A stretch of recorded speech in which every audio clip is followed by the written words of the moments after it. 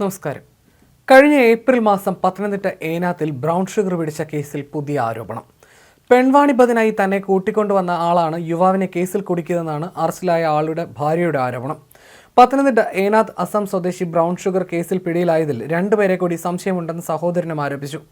Excise എത്തും മുൻപ് വീട്ടിലെത്തിയ രണ്ട് യുവാക്കളാണ് കുളിമുറിയിലെ സോപ്പ് പെട്ടിയിൽ ബ്രൗൺ ഷുഗർ വെച്ചതെന്നാണ് ആരോപണം. കഴിഞ്ഞ ഏപ്രിൽ മാസം ബ്രൗൺ ഷുഗർ പിടിച്ച കേസുമായി ബന്ധപ്പെട്ടാണ് ആരോപണം. അസം സ്വദേശിയുടെ താമസ സ്ഥലത്തെ കുളിമുറിയിൽ സോപ്പ് പെട്ടിയിൽ സൂക്ഷിച്ച 56 ഗ്രാം ബ്രൗൺ ഷുഗറാണ് പിടിച്ചെടുത്തത്. എക്സൈസ് വരും മുമ്പ് രണ്ട് യുവാക്കൾ താമസ സ്ഥലത്ത് എത്തിയിരുന്നുവെന്നും ഇവരാകാം ബ്രൗൺ ഷുഗർ സൂക്ഷിച്ച സോപ്പ് പെട്ടി വെച്ചതെന്നുമാണ് സഹോദരൻ ആരോപിക്കുന്നത്. 6 കുടുംബങ്ങൾ താമസിക്കുന്ന കെട്ടിടത്തിലെ പൊതു ശുചിമുറിയിലായിരുന്നു സോപ്പ് പെട്ടി. തങ്ങൾ ഇത്തരം സോപ്പ് പെട്ടികൾ ഉപയോഗിക്കാറില്ല എന്നും സഹോദരൻ ആരോപിക്കുന്നു. പെൺവാണിഭത്തിനായി കടത്തിക്കൊണ്ടുവന്ന തന്നെ രക്ഷപ്പെടുത്തി വിവാഹം കഴിച്ചത് അസം സ്വദേശിയാണെന്നും ആ വിരോധത്തിൽ യുവാവിനെ കള്ളക്കേസിൽ കുടുക്കിയെന്നുമാണ് ഭാര്യയുടെ പരാതി. ലൈംഗിക പീഡനവും മനുഷ്യക്കടത്തും ആരോപിച്ച് മുഖ്യമന്ത്രിക്കും മനുഷ്യാവകാശ കമ്മീഷനും പരാതി നൽകിയിരുന്നു.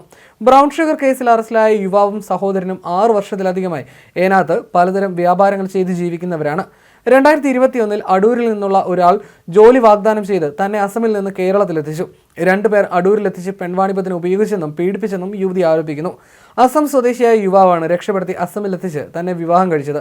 കഴിഞ്ഞ വർഷം തിരികെ അടൂരിലെത്തിയതോടെ പഴയ സംഘം ഭർത്താവിന് ചില എക്സൈസ് ഉദ്യോഗസ്ഥരുടെ സഹായത്തോടെ കുടുക്കിയെന്നാണ് കുടുംബത്തിന്റെ ആരോപണം. അടൂർ പോലീസിൽ നൽകിയ പരാതിയിൽ കേസെടുത്ത് കൊട്ടാരക്കര പോലീസിന് കൈമാറി.